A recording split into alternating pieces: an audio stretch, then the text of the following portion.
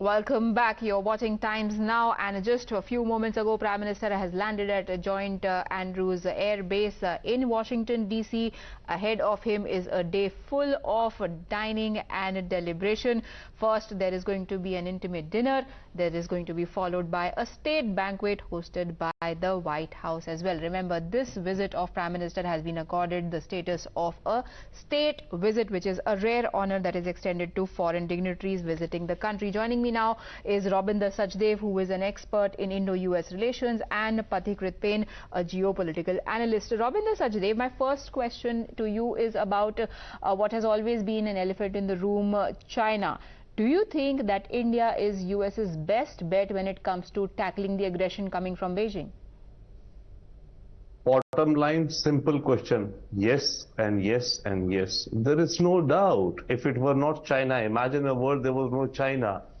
Would the US be concerned about the Asia-Pacific region? Absolutely no. Bottom line is that India has its interests which we need from the US. US has its interests which it needs from India, bilateral. But this whole, red carpet and the sweet mouthing. By the way, I'm a co-founder of a lobby wherein we advocate and we work on the ground on good US-India relations. But I'm also a realist. This would not happen if there was no China. Imagine a world without China.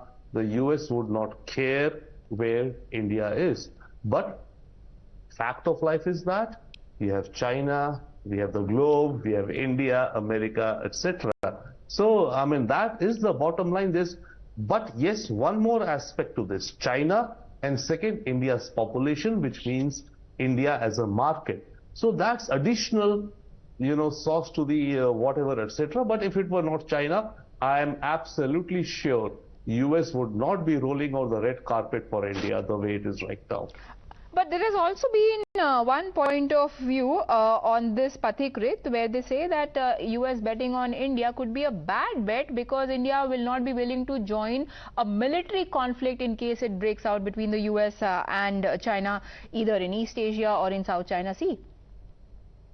Well, in that case, India can also say that every time we had a conflict with Pakistan, certainly US did not take a side of India. So frankly, there are areas of convergence when it comes to this relationship. There are areas of divergence also, and there are areas of status quo. So when it comes to the areas of convergence, the primary focus of United States today is there are two things. Number one, if you look at the economies of the world today, there is only one economy, which is India, which is growing so fast, and it's going to be a $4 trillion economy by next year.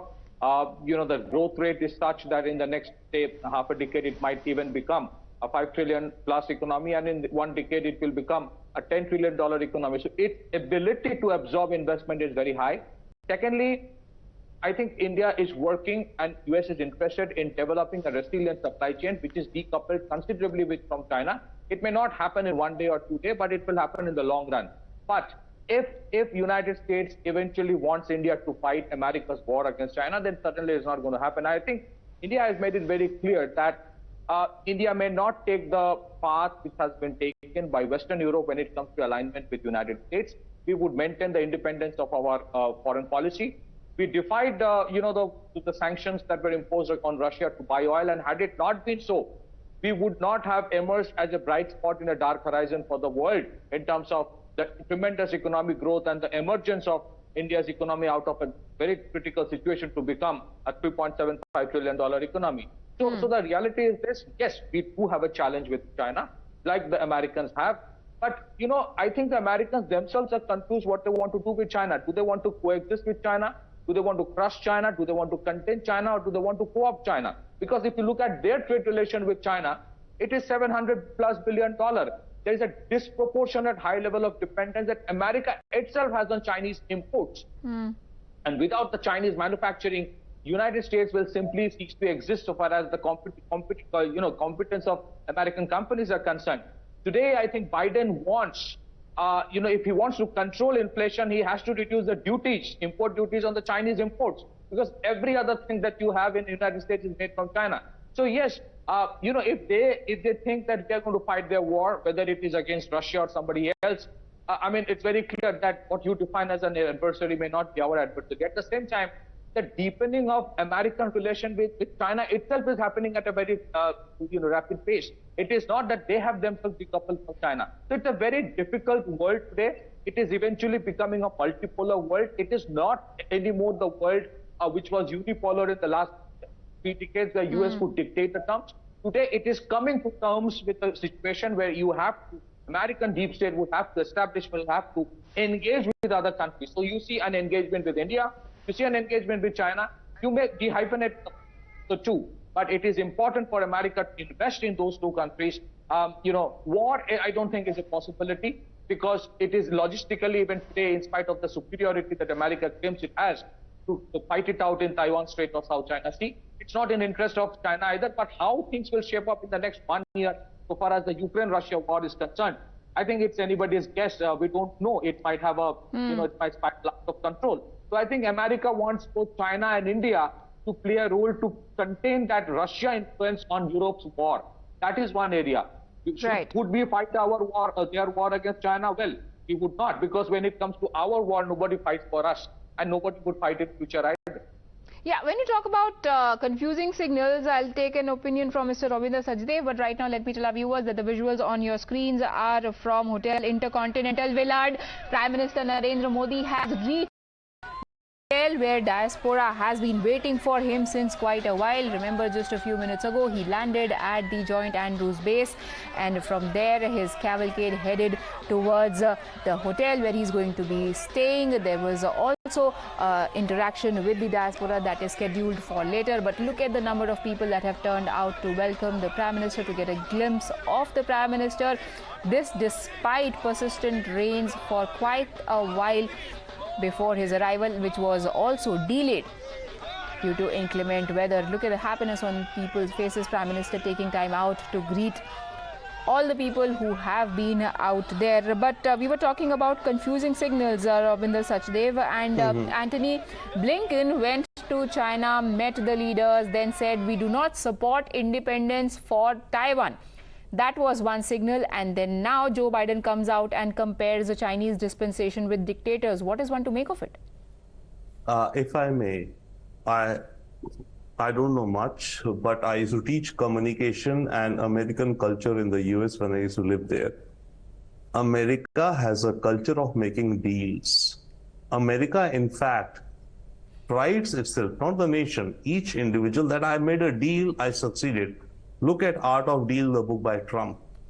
So, in the next 10 years, actually, I much agree with Pathikrit, but I disagree in some senses. Maybe I think in the next 10 years, there's a world war waiting to happen in the next 5 to 7 years between in the Indo-Pacific theater. I'll come to that later. America and China will go to war, okay? Indirectly over Taiwan. The war will result into something. America and China will make a grand deal. Okay? That's your block. This is my block. We are each other. Where and what will India do? That's a deep question, I think, for India. I'm all for India-US relationships and deeper, and we need that. But in terms of talking about the future, I anticipate, I'm writing a book on this. Right now, we are in the World War, whatever. America is heading into a war in the next 5 to 10 years.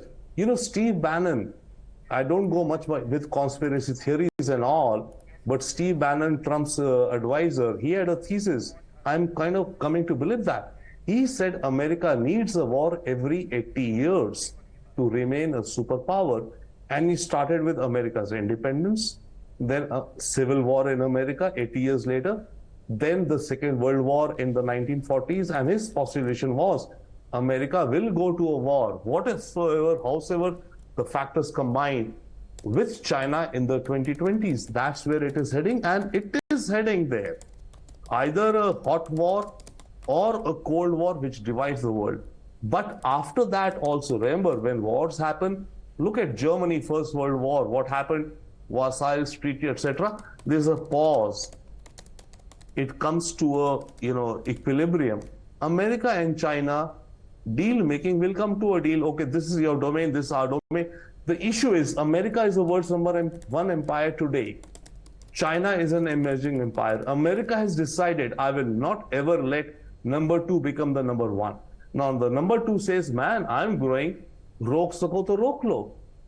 This will be a conflict without any doubt, to my mind. I may be very wrong. So in this conflict, but after this conflict also, as any conflicts end, there'll be an equilibrium coming. That equilibrium after the wars will be somewhere where the US and China will come to coexist. Okay. When they come to coexist, where and how are we positioned? Are we only in the American camp?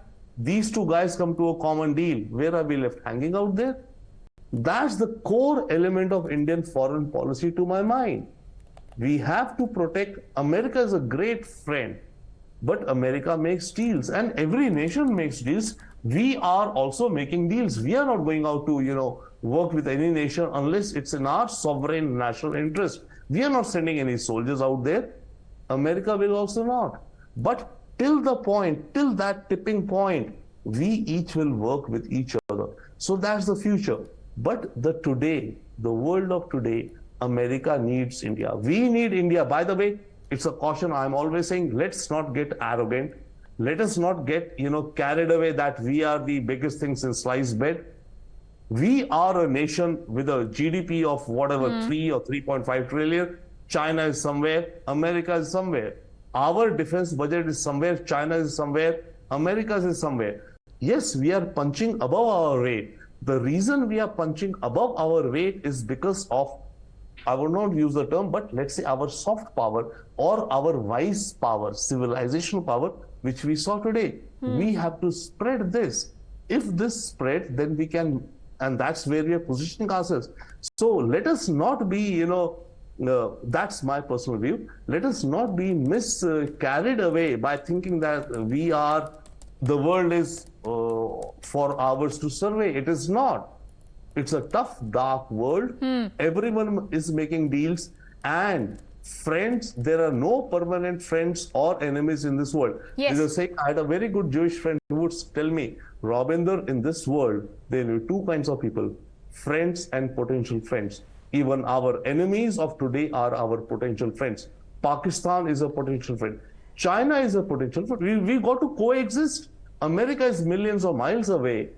And here we are carrying for this. So there's multiple things I think everyone understands. But so some very significant predictions coming from you, Mr. Sachdeva, there. But Kosh Arha, who's a non-resident senior fellow in the Atlantic Council, is also joining us. And you've made some very strong arguments against those who say that US banking on India in its battle against China might not be a good idea. Why do you think so? You asking me? Yes, Mr. Arha. Yeah, sure. No, India will go along, but we'll come to a point. We've never said, and we will not. We are not entering into a military alliance with the US to fight against China, are we? Our battles are our own. US, yes, will give us, look at Taiwan, forget India, look at Taiwan. US is deferring. Okay, they have an agreement with Taiwan for self-defense of Taiwan that, okay, we'll give you weapons and all, etc. But will the US commit troops when Taiwan and China are fighting? Will American missiles attack Shanghai when China attacks Taiwan? I guarantee you, I may be totally off, 0%. Because if America attacks Shanghai when China attacks Taiwan, China has some ability to strike San Francisco, New York, etc. The US can never tolerate an attack on its mainland. So the US will give you all the support which we want also, but to a point, we got to be realistic. I think that's where all nations are. The world of today is rebooting. COVID, Ukraine war has led to a world scenario where the world is, every nation is rebooting its relation. Look at Saudi Arabia. It's making a peace deal with Iran, which was supposed to be a sworn enemy with Saudi Arabia. Why is it doing so? It has relations with the US, but it's looking at its own context. We have to look at our context. But yes, fundamentally, I absolutely agree. Our best friend as of today, as of now, is America. But remember, America has its own interest. It has its own prisms. India has our own interests and we have our own prisms. We cannot be, we'll go along accepting or realizing the reality of the world of today. Whatever gives us a leg up, we will go with that. But I would absolutely not understand any notion wherein India and US come together to contest China. We can contest in economic spheres. Right. Good. We could play around, but China's across the board. Do we want, let me ask a question. Does India want a war on our Himalayan borders in the next 10 years? I think we can much better do the next 10 years building up our economy, building up our R&D, building up our own military manufacturing base. Right. And then be somewhere to face off China. We have to coexist. We cannot be assuming and, I think, thinking that we are going to take on China. If we are doing that, fine. I think we are mistaken, and then we are, I don't know, wherever we are, and nobody expects that. But we've been trying to build on our strength, and Pathikrit, bringing you in here on that, India's global relevance has clearly grown. Many would say that we are no more now just latchers on. We can also be seen as linchpins when it comes to important geopolitical dialogues. Would you agree with that? Well, of course, there are several reasons for that. First of all, we are no more a fence sitter. And it depends not just on the soft power, but because of the economic resilience that we have shown. There are very few countries which have emerged so strongly out of COVID. Even the American economy is on the verge of a recession, and Europe has officially entered into recession. Secondly, the reason why the global south, consisting of more than 120 developing countries, marginalized smaller economies, they want India to be their voice, because India is fundamentally asking for certain changes in the structure in which the world has been run for a long time. And it's not that India is trying to bite more than what audio check kar lo, on air need. So the issue is this, multilateral institutions that were created after 1945, whether it is United Nations, whether it is IMF, do they actually work for the betterment of the world is a question mark. We have seen what World Health Organization did when COVID broke out. For 3 months, they could have done a lot in the initial stages. Nothing was done. Secondly, when it comes to investigation on COVID, we know what WHO is doing. On the issue of sanctions, United Nations has to take a stand. Every time the Western countries impose a sanction, it is the smaller countries who suffer. And India is speaking on their behalf. Every time a conflict breaks out, every time, something like that happens, it is the smaller economies who actually face the brunt. So today, India is speaking on behalf of the smaller economies, marginalized economies. India is advocating for African Union to be part of G20. Secondly, India has emerged as a first respondent when it comes to very critical global challenges, whether it's a natural calamity, whether, as we saw in case of Turkey, whether it is Sri Lanka, where it had a very devastating situation last year. Not a single country came, no global north country came to fight it out for them. We went in. Which we went ahead to help, and at the same time we were helping out more than 90 odd countries in terms of giving vaccines when the West was accused of hoarding their vaccines. So today, legitimately, India has emerged as a country which is being respected, that it doesn't think about own economy only or own self-interest only, but is talking about a greater good. It's surprising United Nations still have no definition as to what terrorism stands for. United Nations has been a failure in terms of preventing conflicts. And when, there are these war economies, as Govindaji was mentioning, there are certain economies of the West which cannot survive if they do not trigger a conflict every 5 years. Let me also try and go once again to Mr. Kosh Ara, who's joining us on the broadcast. He a non-resident senior fellow at the Atlantic Council. When it comes to India taking a stand, Prime Minister today tackled the criticism that comes India's way, where people say that, India has chosen to be neutral in this divided world. He made it clear that no, we are not neutral. We have a stand. We stand with peace. Do you think this is what has helped India assert itself on global stage? You know, we can talk to Russia, at the same time we can have parleys with Ukraine, and when it comes to United States, the same Prime Minister who was hand in hand with Donald Trump on his last visit today gets a warm welcome, a private dinner with Biden. Well, thanks again for having me, and appreciate the opportunity. I would like to answer your first question first, which was that how best to define U.S.-India partnership. I think U.S.-India partnership is in strong national interest of the two countries, and it is important to focus on the present without making the present hostage of any hypothetical future of a Taiwan war. I heard a little bit before on one of your commentators talking about it. We don't know how that's going to plan out. Most people, whether it be Japan, whether it be South Korea, whether it be Australia, whether it be America, and India, we are in the same boat. We don't know how that would work out. What is important today is that the economic, military, and diplomatic interests of India and United States are strongly converging. And these interests are actually the strongest among people to people. The people of India and people of America are far ahead in their partnership and in their affinity to each other than the pundits of both countries. We heard a little bit on this, your own show, and we have enough of those in America, which will find all sort of faults and diversions that may or may not lead to a strong relationship and focus back on the historical mistrust between the two countries. So given that, I think it's an extraordinary moment, and one also need to recognize that two of the leading statesmen, global statesmen who have moved global engagement farthest ahead over the last 10 years have come from Asia, whether it be Prime Minister Abe or Prime Minister Modi. And I think Prime Minister Modi and Jaishankar as your Minister of External Affairs have made India more relevant than it in its history for last 10 years. Having said that, we have differences, and we can talk about it, and they should be there. We have differences how we view the world, and we have differences how we view the Ukraine issue. And the Ukraine issue, everybody is for the peace.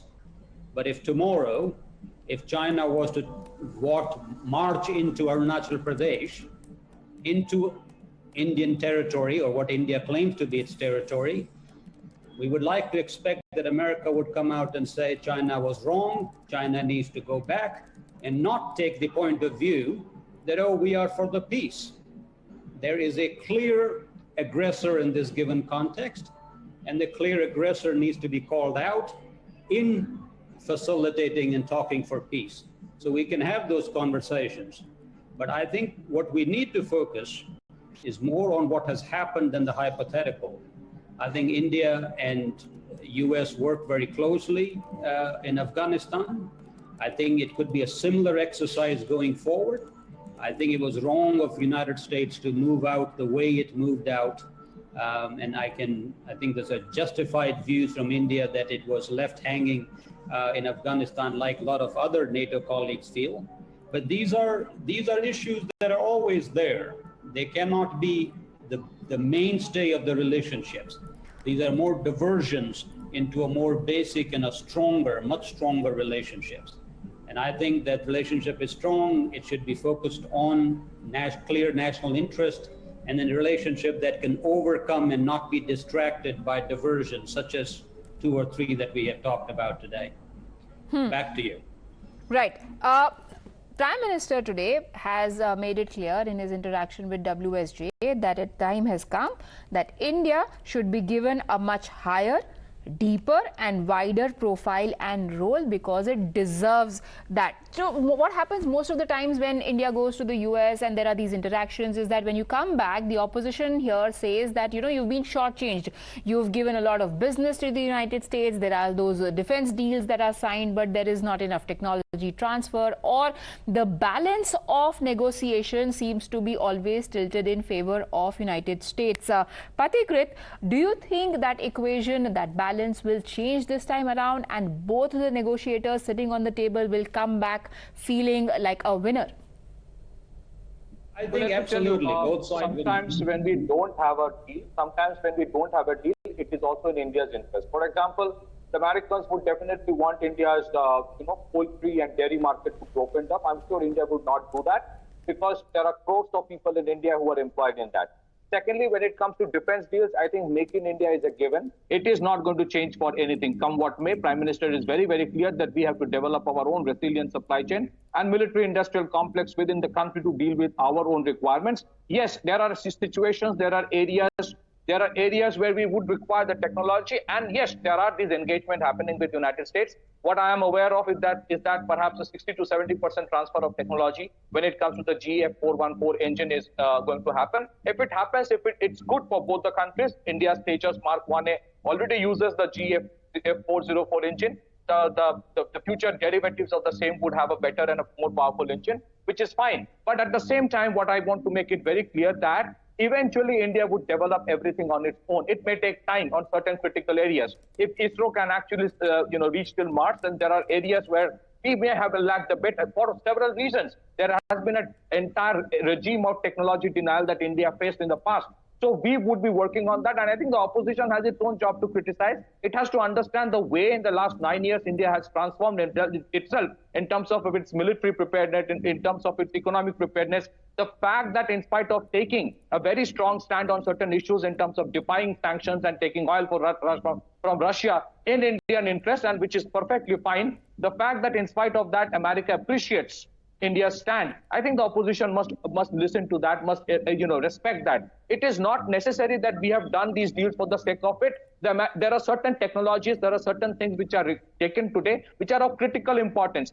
The high altitude long endurance drone, that is MQ-9 Reaper Predator, it's the best in the world. We still do not have something like that. The medium altitude long endurance drones that India is working on, which is Tapas, it will take time. The Hail, we still don't have it. So given the whole spectrum of Indian Ocean that has to be surveilled by Indian Navy, we would require that kind of weapon systems. But does it mean that we are taking everything from United States? Absolutely no. If we see the negative list of import that has been brought out, in terms of 2,000, 3,000 components and finished products from high end to the low end, which have already been mandated to be made in India. In the last 3 years, Indian Army took 2,000 drones, bought 2,000 drones.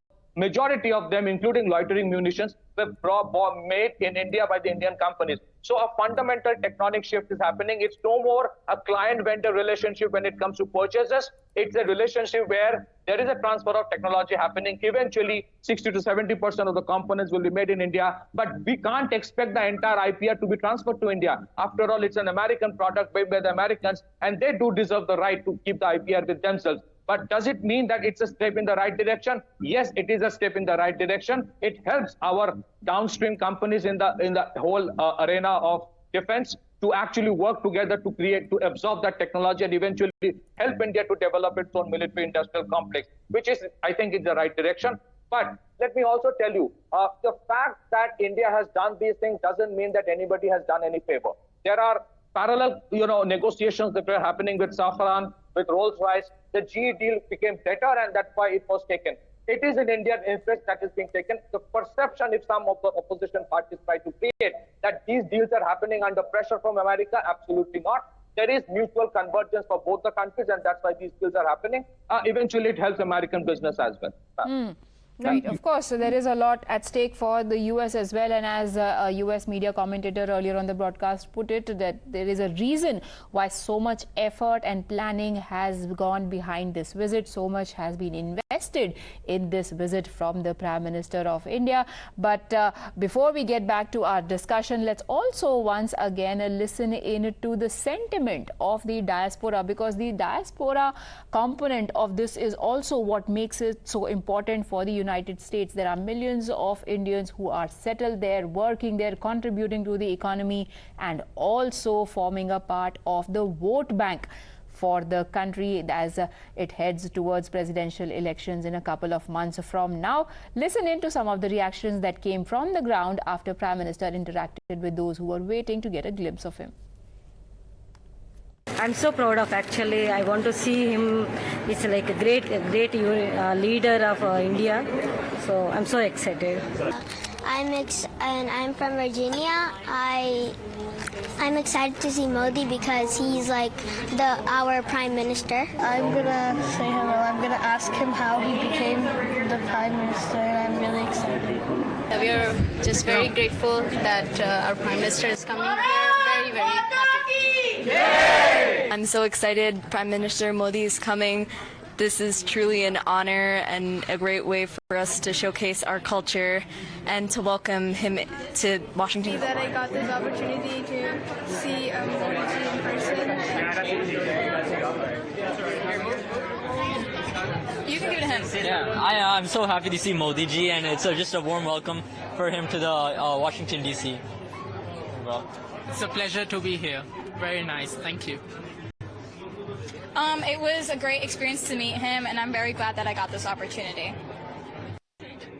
I'm really happy that I got this opportunity to see Modi ji in person. Right, you heard some of the gushing reactions coming in there, but here is an official one. U.S. Deputy Principal Spokesperson Vedant Patel has spoken about this visit and the several firsts that have been lined up for Prime Minister Narendra Modi. Here is what he says about the significance of those gestures.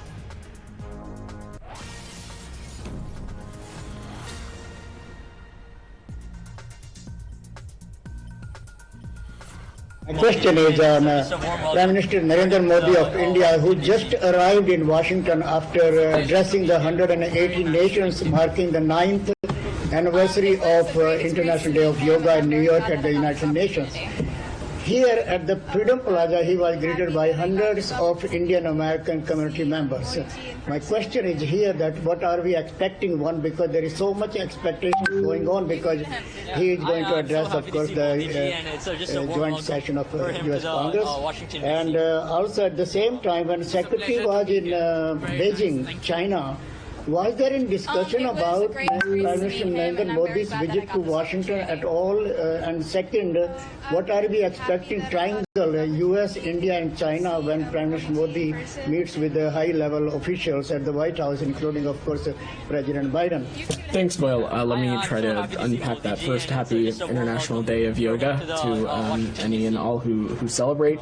I certainly don't have any other specifics about the Secretary's meetings in Beijing to share beyond what we read out. But if you'll allow me, also as it relates to Prime Minister Modi's state visit, I'm going to let the scheduling of the state visit play out, and certainly don't want to get ahead of that. But I know that the Secretary is looking forward to taking part in these high-level engagements tomorrow and Friday, both at the White House and here at the State Department as well. But this visit, it celebrates the U.S.-India partnership as one of the most important bilateral relationships that we have in the 21st century. And this is about our partnership and deepening our relationship with India. And after years of strengthening ties, the U.S.-India partnership is deeper and more expansive than it's ever been. We now work cooperatively to uphold a free and open Indo-Pacific. We drive innovation and jointly tackle global challenges. Together, we're working with other like-minded partners. Our countries will shape the future. Right. There are some who describe these assertions of India and US trade ties being the deepest ever as nothing but gushing rhetoric. We will discuss that aspect right after this very quick break.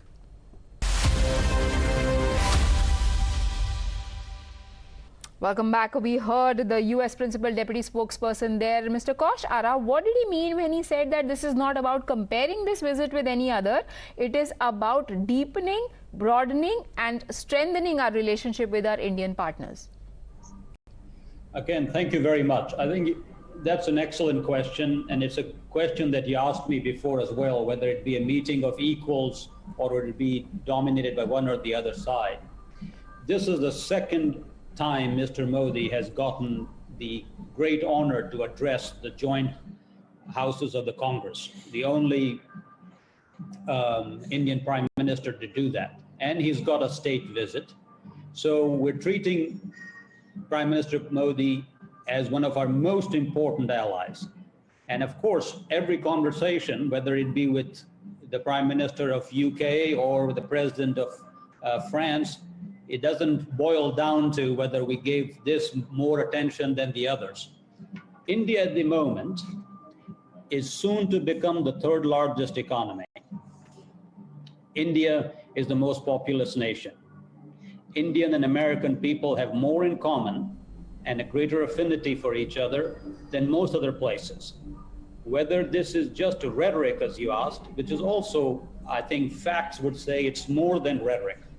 Since the rapprochement related to the nuclear issue under President Bush 43, the Indian-US partnership has gone deeper, broader, and wider, as was mentioned, across a host of issues. Both investments around energy, investment in defense sector, investment in technology sector. I think the strengthening of the Quad and the various elements working through the Quad, including even on climate change issues. And as we talk about soft power, I think this is another great area, whether it be through education, with greater exchanges, that the partnership between the two countries are best viewed as on the merits of that partnership. Not so much, again, be diverted by, am I giving the right credit? Am I having the right honor? At this moment, it is a partnership of equals. India is as important as America to the world. It is as important in its own way. And I think that's what most Americans feel and engage in. And so specifically coming out of this particular engagement, not going around, there are sort of three broad sectors that are important. First, improving Indian capability in its ability to defend itself and its interest across the Indian Ocean and defend itself on the northern borders, so it can be a reliable and a responsible member and stakeholder of the world community. India is a very important link and a conduit in engaging with the G7 and the Global South on a host of matters, everything from health to agriculture to connectivity to technology. And increasingly, I think the idea that there should be greater interoperability between the digital economies of America and India. These are three fundamental issues which belie to what my colleague was saying in making it a wider, deeper, and a unique relationship that literally we won't be having with any other country just because the size and the unique approach of India. So I think that really is at the heart of it. And I appreciate both clear-minded people on the US government and Indian government who have sort of being able to ignore the distraction and focus on the real matter at hand. And I think it'll be a very constructive visit that you're looking forward in next 2-3 days. Mr. Sachdev, would you say it is a partnership of equals, and also does personal bonhomie matter? Does it impact the hardcore negotiations if you are more comfortable, if you enjoy a personal rapport with the leader that you are dealing with? Absolutely true. I think, I mean, again, personal... Sir, I'll take that answer from Mr. Sachdeva. I'll let him come in on that. Okay. Personal chemistry matters a huge lot. I'm not going into that for the time being. It's there for all of us to see. But I will put a point out to what Kosh from Atlantic Council was saying about the next 10 years, and let's not hold that hostage to our present, and about the diaspora. The reason, I agree to all these reasons. We need America, America needs us. But what is the pain point today that America is rolling out the red carpet? There's a crucial reason. America itself is in a problem. And that problem relates to the next 10 years. America's stocks of its own weapons and ammunition have gone down, giving to Ukraine. NATO countries with American ammunition and weapons have given to Ukraine. They need replacements. They don't have. They need more. Taiwan needs to stock up. Taiwan wants, America wants to give. Supplies are years away. America has to prepare for a war in the next 5 to 10 years with China. There's no doubt on that. America does not have a defense industrial base remaining. It has 5-6 big ones, Boeing's, Grumman, Lockheed Martin's, etc. But the wider industrial base of America has completely diminished or vanished. America needs a manufacturing base. America can see the technology transfer of these GE engines. Of course, it's good for India. We want it. It's good for us. But America is opening up its technology transfer to India so that India can become the ordnance factory. I'm sorry, sir, I'll have to interject you. I'm being told I'm running out of time. Last 30 seconds for you, Pathikrit. When Prime Minister addresses that joint Congress session, what are we likely to expect? Well, I'm sure he would talk about major areas of convergence and how the democracies in both countries have worked, how the people to people, connect have worked. Culturally, spiritually, India has, it's a civilization. It's not just a country. So there are a lot of things India has done in spite of its own challenges. To take care of it. But ultimately, yes, a lot of things, ma'am, will not be talked about. There will be negotiations. Let's not equate Russia-Ukraine issue with Indo-China, because the fundamental problem is NATO. And let me tell you, in spite of all the bonhomie, India rejected the NATO plus option, that offer that was given by United States. Yes. So it's a great relationship only if the Americans also accept that India today is not what it was 20 years back. It has to respect India's concerns as well. Yes, India's priority is India's interests first. We've seen that on more than one occasion. And now, thank you, gentlemen, for joining me on the broadcast and enlightening us with your deep insights on this matter. Times Now is going to be your one-stop shop for all the developments related to that all-important day tomorrow and after that when it comes to Prime Minister's US visit. Stay tuned to Times Now.